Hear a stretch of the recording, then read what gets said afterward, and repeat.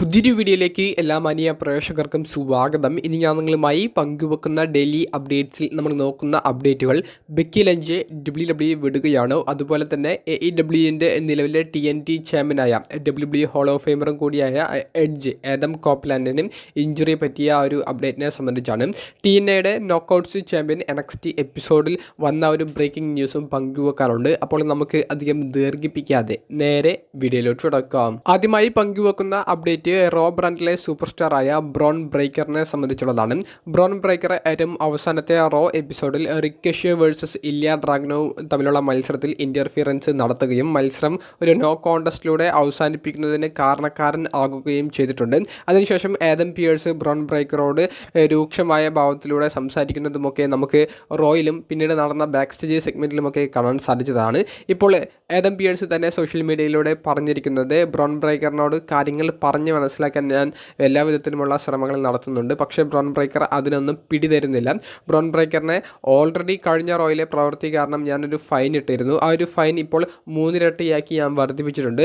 Brown ബ്രേക്കറിനെ ആ ഒരു segment കഴിഞ്ഞ ഉടനെ തന്നെ ഞാൻ വീട്ടിലേക്ക് അയച്ചു എന്നുള്ളതും ബ്രോൺ ബ്രേക്കറിന് ഒരു വീക്കെങ്കിലും സസ്പെൻഷൻ കൊടുത്തിട്ടുണ്ട് എന്നുള്ളൊരു രീതിയിലുള്ള ഒരു അപ്ഡേറ്റുമാണ് ആദം പിയേഴ്സ് റോയുടെ ജനറൽ മാനേജർ സോഷ്യൽ മീഡിയയിലൂടെ പങ്കുവച്ചത്. അപ്പോൾ ബ്രോൺ ബ്രേക്കർ എന്ന റെസ്ലർ ജനറൽ മാനേജർ ഉദ്ദേശിച്ച പോലെയല്ല പ്രവർത്തിക്കുന്നത്. അദ്ദേഹം വളരെ ഡേഞ്ചർ ആയിട്ടുള്ള അപകടകാരിയായിട്ടുള്ള റെസ്ലർ ആണെന്നുള്ളതാണ് അവർ സോഷ്യൽ മീഡിയയിലൂടെ ഇങ്ങനെ ഒരു അപ്ഡേറ്റ് പുറത്തേക്ക് കൂടുന്നതിലൂടെ ബ്രോൺ ബ്രേക്കറിൻ്റെ ക്യാരക്ടറിനെ സംബന്ധിച്ച് പറയുന്നത്. അത് ബ്രോൺ ബ്രേക്കർ എന്ന് പറയുന്ന റെസ്ലറിൻ്റെ പ്രത്യേകിച്ച് ഈ ഒരു യുവ താരത്തിൻ്റെ ക്യാരക്ടറിന് കൊടുക്കുന്ന കൃത്യമായിട്ടുള്ള ഒരു ഉത്തരമുണ്ട്. ഇന്നതാണ് ബ്രോൺ ബ്രേക്കറിൻ്റെ ക്യാരക്ടർ, അത് ഇനി വരുന്ന എപ്പിസോഡുകളിൽ ബ്രോൺ ബ്രേക്കർ ഇങ്ങനെ തന്നെയായിരിക്കും പെരുമാറുക എന്നുള്ളതിൻ്റെ ഒരു അപ്ഡേറ്റ് ആണ് അവർ നൽകുന്നത്. രണ്ടാമത്തെ അപ്ഡേറ്റ് WWE ഹോൾ ഓഫ് ഫെയിമറും നിലവിലെ AEWൻ്റെ TNT ചാമ്പ്യനുമായ ആദം കോപ്ലാൻഡ് അഥവാ എഡ്ജ് എന്ന സൂപ്പർ താരത്തിൻ്റെ കാലിന് ഇഞ്ചുറി പറ്റിയ ഒരു അപ്ഡേറ്റ് ആണ്. ഏറ്റവും അവസാനമായി കഴിഞ്ഞ AEWൻ്റെ ഡബിൾ ഓർ നത്തിങ് 2024 എന്ന പേപ്പർ വ്യൂവിൽ ഒരു സ്റ്റീൽ കേജ് ബെർവേഡ് വെയർ മത്സരമായിരുന്നു എഡ്ജിന് ഉണ്ടായിരുന്നത്. എഡ്ജും അലിസ്റ്റർ ബ്ലാക്ക് അഥവാ ഹൗസ് ഓഫ് ബ്ലാക്കിലെ ലീഡറായ മലക്കായ് ബ്ലാക്ക് തമ്മിലുള്ള മത്സരത്തിൽ ഒരു ടോപ്പ് മൊമെൻറ്റ് എഡ്ജ് ചെയ്തിട്ടുണ്ടായിരുന്നു. അതായത് സ്റ്റീൽ കേജിൻ്റെ മുകളിൽ കയറി അവിടെ നിന്ന് ടേബിളിലേക്ക് ഒരു എൽബോ ഡ്രോപ്പ്, അതായിരുന്നു അലിസ്റ്റർ ബ്ലാക്കിനെതിരെ എഡ്ജ് ചെയ്യേണ്ടിയിരുന്നത്. എന്നാൽ എഡ്ജിന് കൃത്യമായി ലാൻഡ് ചെയ്യാൻ സാധിച്ചില്ല. അദ്ദേഹത്തിൻ്റെ 2 കാലും കുത്തിയിട്ടാണ് ആ ഒരു എൽബോ ഡ്രോപ്പ് എഡ്ജ് ചെയ്തത്. ഇപ്പോൾ ഇതാ എഡ്ജ് തന്നെ അദ്ദേഹത്തിൻ്റെ സോഷ്യൽ മീഡിയയിലൂടെ ഒരു വീഡിയോ പുറത്തേക്ക് വിട്ടുകൊണ്ട് ഇന്നലെ രാത്രിയോടുകൂടി തനിക്ക് ഇഞ്ചുറി പറ്റിയിട്ടുണ്ട് എന്നുള്ളൊരു വാർത്ത സ്ഥിരീകരിക്കുന്നു. സർജറി വേണ്ടി വരും എന്നുള്ളതും എഡ്ജ് ഇപ്പോൾ സ്ഥിരീകരിച്ചിട്ടുണ്ട്. മിക്കവാറും അദ്ദേഹത്തിൻ്റെ കൈവശമുള്ള TNT ചാമ്പ്യൻഷിപ്പ് റിലിക്വിഷ് ചെയ്യേണ്ടി വരും എന്നുള്ള ഒരു രീതിയിലേക്കാണ് കാര്യങ്ങൾ പോയിക്കൊണ്ടിരിക്കുന്നത്. എഡ്ജ് ആ ഒരു മൊമെൻറ്റ് ചെയ്തപ്പോൾ തന്നെ ഏകദേശം എഡ്ജിൻ്റെ കാലിന് ഇഞ്ചുറി പറ്റാനുള്ള സാധ്യതകൾ ഉണ്ട് എന്നുള്ളത് ആരാധകർ വിലയിരുത്തിയിരുന്നു. ഈ ഒരു അഭിപ്രായങ്ങളൊക്കെ നമുക്ക് സോഷ്യൽ മീഡിയയിൽ കാണാൻ സാധിച്ചിരുന്നു. എന്നിട്ടും എഡ്ജ് കുറച്ച് മിനിറ്റുകൾ ആ ഒരു മത്സരം മുന്നോട്ട് കൊണ്ടുപോയി. അവർ പ്ലാൻ ചെയ്തത് എങ്ങനെയാണ് ആ ഒരു രീതിയിൽ തന്നെ മത്സരം എഡ്ജ് പൂർണ്ണമായും അവസാനിപ്പിക്കുന്നത് നമുക്ക് കാണാൻ സാധിച്ചു. 50 വയസ്സൊക്കെ പൂർത്തിയാക്കിയ എഡ്ജ് എന്തിന് ഇത്രയും റിസ്ക് എടുക്കുന്നു എന്ന് ചോദിക്കുമ്പോൾ അത് വലിയൊരു ചോദ്യമാണ്. ഇത്രയും റിസ്ക് എടുക്കുമ്പോൾ അത് അദ്ദേഹത്തിൻ്റെ AEW കരിയറിനെ തന്നെയാണ് നിലവിൽ ബാധിച്ചിരിക്കുന്നത്. മൂന്നാമത്തെ അപ്ഡേറ്റ് ബെക്കി ലഞ്ച് എന്ന സൂപ്പർ താരം WWE കോൺട്രാക്റ്റ് നിലവിൽ പുതുക്കിയിട്ടില്ല എന്നുള്ളതാണ്. അതായത് ജൂൺ 1 തീയതി വരെയാണ് ബെക്കി ലഞ്ച് മുൻപ് സൈൻ ചെയ്ത കോൺട്രാക്റ്റ് പ്രകാരമുള്ള താരത്തിൻ്റെ WWE ആ ഒരു കാലാവധി. എന്നാൽ ബെക്കി ഇതുവരെ കോൺട്രാക്റ്റ് പുതുക്കിയിട്ടില്ല എന്നുള്ളതും നിലവിൽ ബാക്ക് സ്റ്റേജിൽ ഡിസ്കഷൻസ് നടന്നുകൊണ്ടിരിക്കുകയാണ് എന്നുള്ളതുമാണ് നമുക്ക് അറിയാൻ സാധിച്ചിരിക്കുന്നത്. ഏറ്റവും അവസാനമായി കഴിഞ്ഞ റോ എപ്പിസോഡിൽ എലിക് മോർഗൻ്റെ വേൾഡ് ടൈറ്റിലിനെ ചലഞ്ച് ചെയ്ത ബെക്കി ലഞ്ചിൻ്റെ കോൺട്രാക്റ്റ് പ്രകാരമുള്ള അവസാനത്തെ മത്സരം ആയിരിക്കും എന്നുള്ളതും ഇപ്പോൾ ഫൈറ്റ്ഫുൾ സെലക്ട് റിപ്പോർട്ട് ചെയ്യുന്നുണ്ട്. നിലവിലും ബെക്കി ലഞ്ച് കോൺട്രാക്റ്റ് പുതുക്കിയതിനെ സംബന്ധിച്ചോ പുതിയ കോൺട്രാക്റ്റ് സൈൻ ചെയ്തതിനെ സംബന്ധിച്ചോ യാതൊരുവിധ പോസിറ്റീവ് ന്യൂസുകളും പുറത്തേക്ക് വന്നിട്ടില്ല.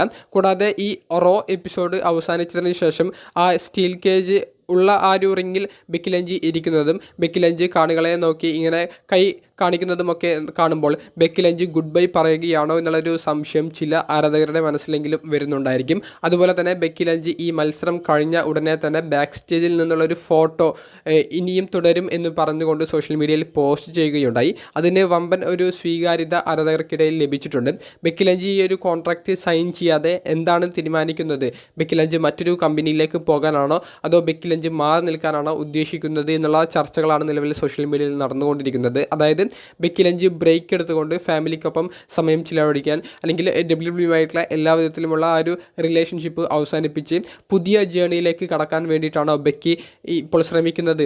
അത്തരത്തിലുള്ള ഡിസ്കഷൻസ് ആണ് നിലവിൽ സോഷ്യൽ മീഡിയയിൽ നടന്നുകൊണ്ടിരിക്കുന്നത്. എന്തായാലും ബെക്കി ലഞ്ച് പൂർണ്ണമായും ഒരു പുതിയ കോൺട്രാക്റ്റിലേക്ക് എത്തും, പക്ഷേ അത് കുറച്ച് നാളുകൾക്ക് ശേഷമായിരിക്കും എന്നുള്ളൊരു നിഗമനത്തിലും ചില റെസ്ലിംഗ് ജേർണലിസ്റ്റുകൾ നിൽക്കുന്നുണ്ട്. എന്തായാലും നിലവിൽ ബെക്കി ലഞ്ച് കോൺട്രാക്റ്റ് പുതുക്കിയിട്ടില്ല. ഇനിയൊരു നീണ്ട ഇടവേളയ്ക്ക് ശേഷമേ ബെക്കി ലഞ്ച് തിരികെ വരികയുള്ളൂ എന്നുള്ളതും ഏകദേശം ഉറപ്പായിട്ടുണ്ട്. നാലാമത്തെ അപ്ഡേറ്റ് ഇന്നലത്തെ റോ എപ്പിസോഡിൻ്റെ അവസാന നിമിഷങ്ങളിൽ മത്സരം കഴിഞ്ഞതിന് ശേഷം ലിവ് മോർഗൻ ഡൊമിനിക് മെയ്സ്റ്റീരിയോയെ കിസ് ചെയ്യുന്ന ആ ഒരു മൊമെൻറ്റ് നമുക്ക് കാണാൻ സാധിച്ചു. അതിനുശേഷമുള്ള ഡൊമിനിക്കിൻ്റെ ചില പ്രവൃത്തികൾ ഇപ്പോൾ സോഷ്യൽ മീഡിയയിൽ ആരാധകർ ഒരു വീഡിയോ ആയിട്ട് പോസ്റ്റ് ചെയ്തിട്ടുണ്ട്. അതായത് തുണി ഉപയോഗിച്ചുകൊണ്ട് അദ്ദേഹത്തിൻ്റെ മുഖം തുടക്കുന്നത് നമുക്ക് കാണാൻ സാധിക്കുന്നുണ്ട്. അപ്പോൾ അതിലൂടെ കടന്നു പോകുന്ന മൈക്കിൾ കോൾ എന്ന കമൻറ്റേറ്റർ ഡൊമിനിക്കിനോട് ചൂടാകുന്നത് നമുക്ക് കാണാൻ സാധിക്കുന്നുണ്ട്. അതിനുശേഷം ഡൊമിനിക് സോഷ്യൽ മീഡിയയിൽ പങ്കുവച്ചത് ഒരു എഫ് വേർഡ്, ഒരു തെറിയോടുള്ള ഒരു ഇമേജാണ്.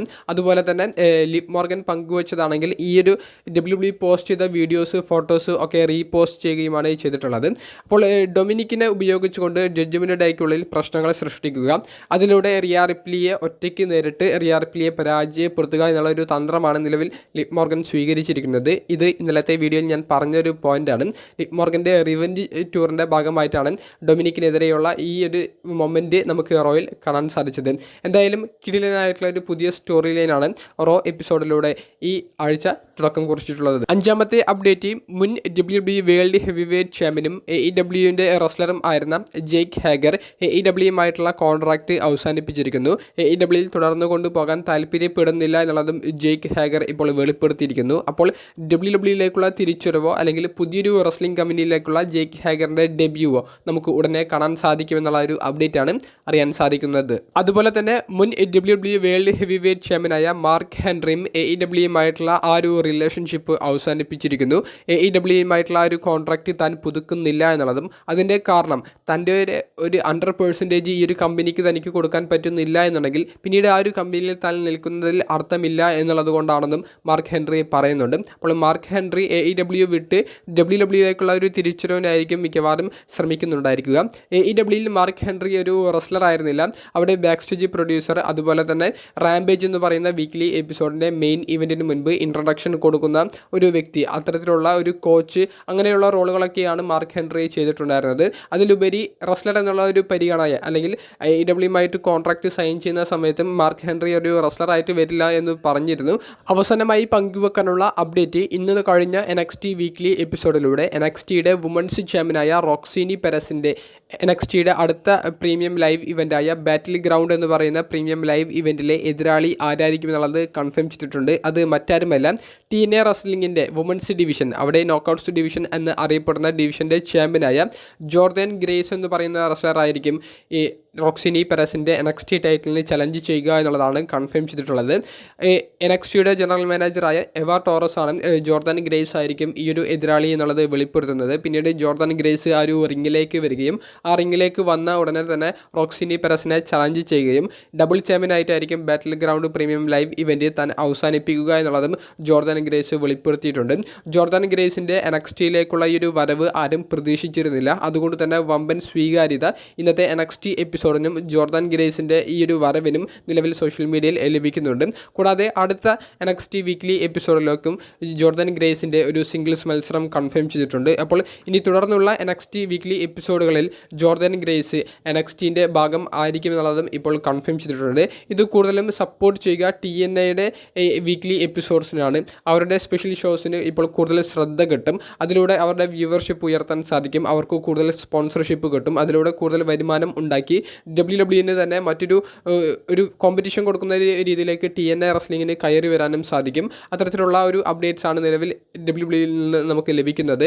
എന്തായാലും ഷോൺ മൈക്കിൾസും ട്രിപ്പിൾ എച്ചും കൂടി ഫോർബിഡൻ ഡോർ എന്ന് പറയുന്ന മറ്റ് റെസ്ലിംഗ് കമ്പനിയിലെ റെസ്ലേഴ്സിനും ഇവിടെ വന്ന് പ്രവർത്തിക്കാം എന്നുള്ളൊരു രീതിയിലേക്കുള്ള പുതിയൊരു സ്ട്രാറ്റജിയും യൂസ് ചെയ്യുന്നതാണ് നമുക്കിന്ന് കാണാൻ സാധിച്ചത്. വീഡിയോ സംബന്ധിച്ചുള്ള നിങ്ങളുടെ അഭിപ്രായങ്ങൾ കമൻറ്റ് ബോക്സിൽ നിന്ന് രേഖപ്പെടുത്തുക. അപ്പോൾ അടുത്തൊരു വീഡിയോയുമായി കാണുന്നത് വരെ ബൈ.